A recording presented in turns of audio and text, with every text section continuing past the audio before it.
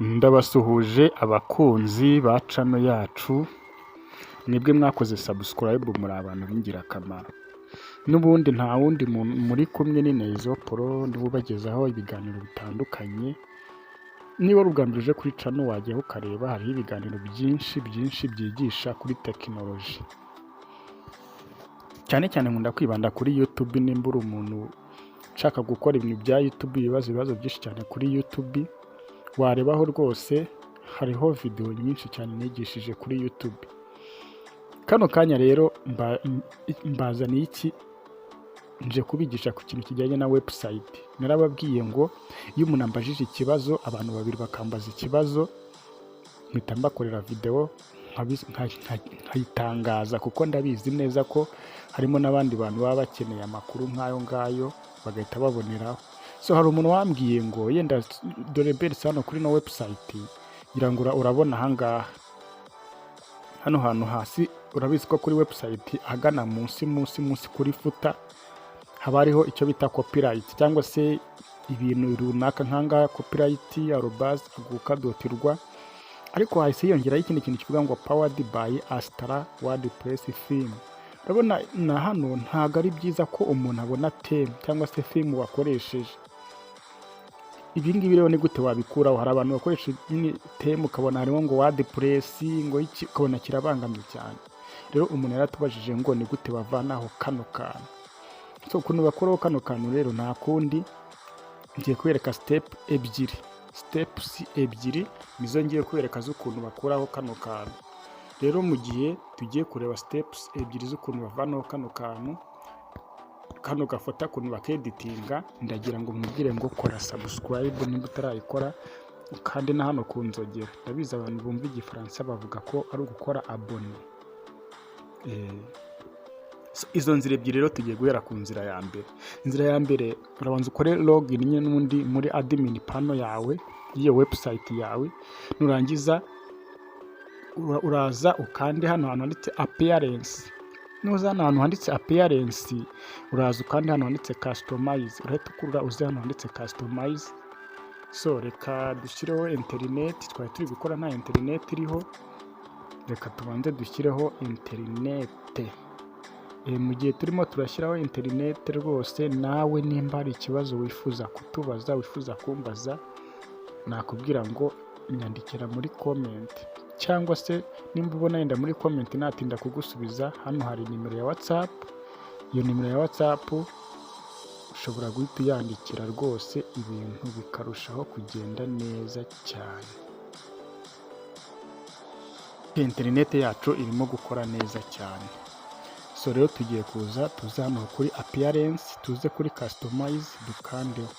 Nibutsa ko ino ari step ya mbere. Iyi step ya mbere ngiye kubereka iragoye, kuko amatheme yose cyangwa se amatemu yose ntabwo customize zabo ihura, bitewe n'umudeveloper, bitewe n'umuntu wa developinze iyo theme. Ushobora kuza gukanda kuri customize, ukaza kubura ahantu ueditingira ira copyright. Ukabura ahantu ueditingira ira copyright. So iyo umaze kugera hano kuri theme, ngira ngo theme hano wayibonye iri kugenda biza nuko ari network nkeya. So tugiye kuza hano, okay, turahita tuza hano hantu handitse footer builder. Ngira ngo urakabona kano kantu, reka nzina n'akazuminga ukabone. Aka ngaka turagakanda. Tugakandaho haraza gutafunguka akantu kavuga ngo copyright. Ibi ngibi biba ku muntu uri gukoresha theme bita 𝗧. Uri gukoresha theme bita 𝗧 aranyura hano hantu ahita abibona. Urabona rero ugeze hano handitse copyright, ubonamo amagambo nk'aya ngaya. Rero aya magambo iyo ushatse urayasiba ukiyaditingiraho ayawe, kuko urabona by text copyright claim ibi ngibi theme. Reka wenda tuze hano tubisibe gutya site ino powered tuyisibe. Okay, tuyisibe. Hano havuga site title nyine bihita byikora automatique, bihita byikora automatique. Copyright iyi ngiyi ikaza aha ngaha, ushaka wahita unavuga ngo all right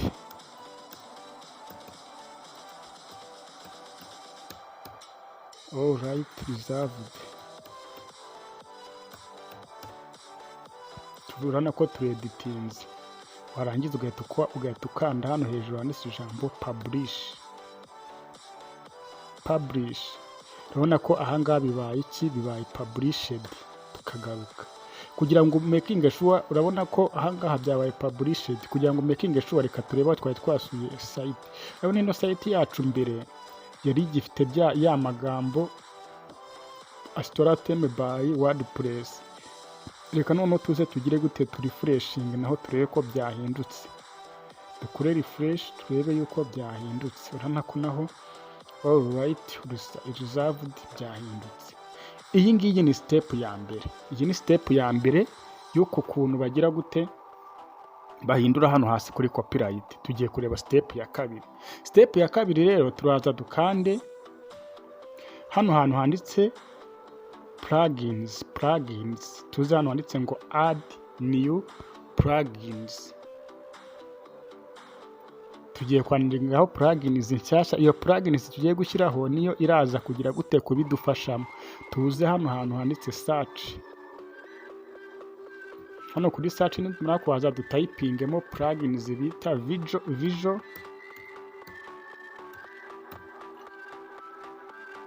footer credit. Iyo ushatse nkanga urarindira igahita yizana, kuko hari igihe ataza ama plugins menshi bitewe na internet ufite. Dore ni iyi ngiyi ibanza, iyi ngiyi bita visual footer credit remover. Nkwibutsa ko iyi ngiyi tugiye gukoresha theme iyo ari yo yose, wayikoresha ukarimuvingaho kari agafuta byoroshye. Niturangiza dukore activate.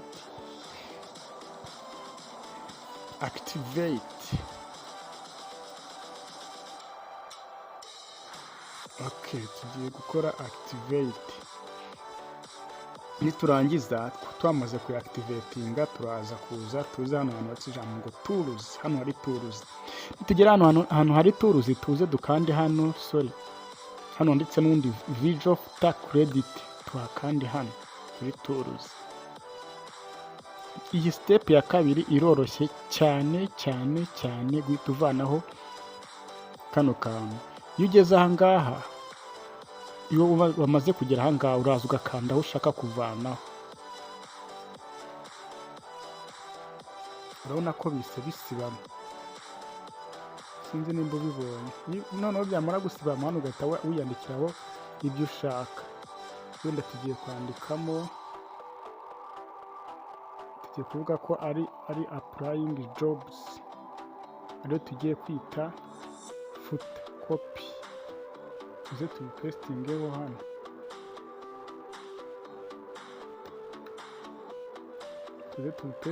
hano. Twandikeho designed by wenda 𝗀𝗶𝗺𝗺𝗃.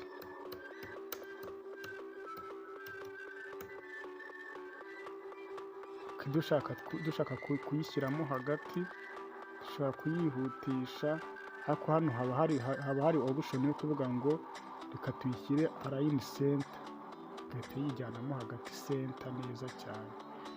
Tuvuge ko iyi ngiyi niyo tugize copyright. Ushaka no kuyigira link nk'iyi ngiyi, ukaba ushaka kuyigira link, waza ugahita ukandaho hano insert link.